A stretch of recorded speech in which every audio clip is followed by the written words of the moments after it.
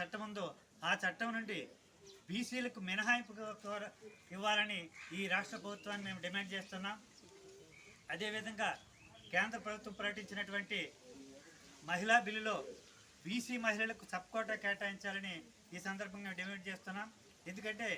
రాష్ట్రంలో ఉన్నటువంటి అదేవిధంగా దేశంలో 80% ఉన్నటువంటి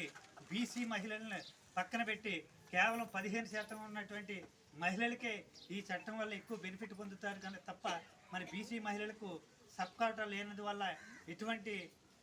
సీట్లు కూడా మనం పొందలేని పరిస్థితి ఉంది కనుక కంపల్సరీ మహిళా బిల్లులో బీసీ మహిళలకు సబ్ కోటా కేటాయించాలని మొన్న మేము జూలై 15వ తారీఖున తణుకు పట్టణంలో రాష్ట్ర స్థాయి సదస్సు కూడా మహిళా రిజర్వేషన్ బిల్లు బీసీ మహిళలకు రిజర్వేషన్ కల్పించాలని మేము ఉవ్వెత్తున ఉద్యమం చేయడం జరిగింది. అదేవిధంగా జనగణనలో సమగ్ర కులగణన జరగాలని గత 5 సంవత్సరాల నుండి కూడా మేము బీసీ చైతన్య వేదిక తరపున రాష్ట్ర వ్యాప్తంగా అన్ని జిల్లాల్లోనూ అదేవిధంగా ఉమ్మడి పశ్చిమ గోదావరి జిల్లాలో ఉన్నటువంటి 15 నియోజకవర్గాల్లో కూడా మేము రౌండ్ టేబుల్ సమావేశం